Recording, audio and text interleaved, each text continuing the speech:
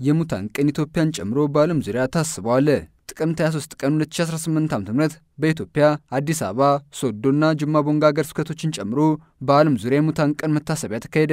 በአዲስ አበባ ሀገረ ስብከት በቅዱስ ጳውሎስና ጴጥሮስ መካነ መቃብር የሀገረ ስብከቱ ረዳት ጳጳስ ብፁዕ አቡነ ተስፋ ስላሴ በርካታ የካፑቺን ታናሽ ወንድሞች ገዳምና ሌሎች ካህናት ደናግልና ምዕመናን በተገኙበት በመቁጠሪያ ጸሎት በአስተንትኖትና ጸበል በመርጨት የሙታን ቀን ታስቧል። በመታሰቢያው ማስተንተኖ የሰጡት ክቡር አባ ወልደ ትንሳኤ የክርስቶስ አካል መሆናችንን በማወቅ ከክርስቶስ ጋር ከሞትን ከእርሱ ጋር ደግሞ እንነሳለን የሚለውን የእግዚአብሔርን ቃል በማስተዋወስ አስተምረዋል።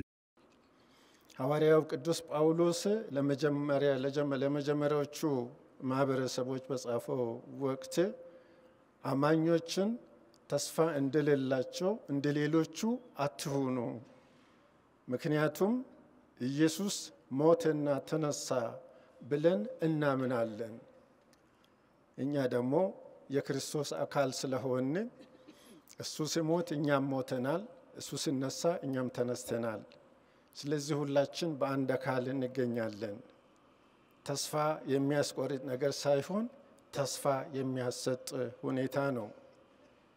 እንዲሁም በኢየሱስ የሞቱትን እግዚአብሔር ከእርሱ ጋር ያመጣቸዋል ብሎ መንፈስ ቅዱስ በሐዋርያ ጳውሎስ አፍ ይናገራል። በስጋ ከኛ ቢለዩም እነርሱ ከኛ ጋር ናቸው፣ ምክንያቱም እግዚአብሔር ከጌታ ከኢየሱስ ክርስቶስ ጋር ያመጣቸዋልና።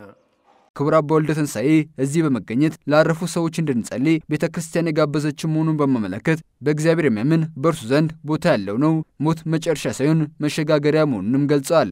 ዛሬ ሁላችን ወደዚህ መጥተን በመቃብር ውስጥ የተኙ ወንድሞቻችንን እንድንጎበኝና እንድንጸልይ እንድናስታውሳቸው ቅድስት ቤተክርስቲያን ጋብዘናለች። በዚሁም ምክንያት ምልጃችንን እናቀርባለን። በሱ የሚያምነው ሁሉ ጊዜ በእግዚአብሔር ቤት ቦታ አለው ማለት ነው። ዘላለማዊ ቦታ አለው ማለት ነው። ስለዚህ ሞት ለክርስቲያን መጨረሻ ድምዳሜው ሳይሆን መሸጋገሪያ ነው። የሙታን ቀን መታሰቢያ በሶዶ ሀገረ ስብከት በዱቦ ወልደ ማርያም ቁምስና በመስዋዕተ ቅዳሴ የመካነ መቃብር ቡራኬ በመቁጠሪያ ጸሎት እንዲሁም በልዩ ልዩ መንፈሳዊ ፕሮግራሞች ታስበውሏል። በጅማ ቦንጋ ሀገረ ስብከት ቦንጋ ጋጫ ካራ ቅዱስ ጳውሎስ ቤተክርስቲያን እንዲሁ በታሰበው ሙታን ቀን አስተንትኖ የሰጡት ክቡር አባ ክፍሌ አለማየሁ ዕለቱ በበጎ ስራቸው ያለፉ በርካታ ካቶሊካውያንና ሌሎች ክርስቲያኖችን በማስታወስ የሚከበር መሆኑን በመመለከት በህይወት ያለን ቤተክርስቲያንን በማገልገል ለዘላለማዊ መኖሪያችን ማሰብ አለብን ብለዋል።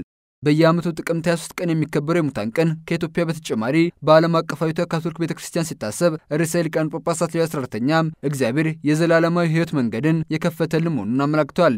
ቅዱስነታቸው በሮም ታዋቂው የቬራኑ መካነ መቃብር በመገኘት መስዋዕተ ቅዳሴ ሲያሳርጉ በቅዱስ መንበር የቅዱስ ጴጥሮስ ባዚሊካ ውስጥ የቅዱሱን መቃብር በመጎብኘት ከዚህ ዓለም ድካም ላረፉ የቀድሞ ርዕሰ ሊቃነ ጳጳሳት ነፍስ ጸልየዋል።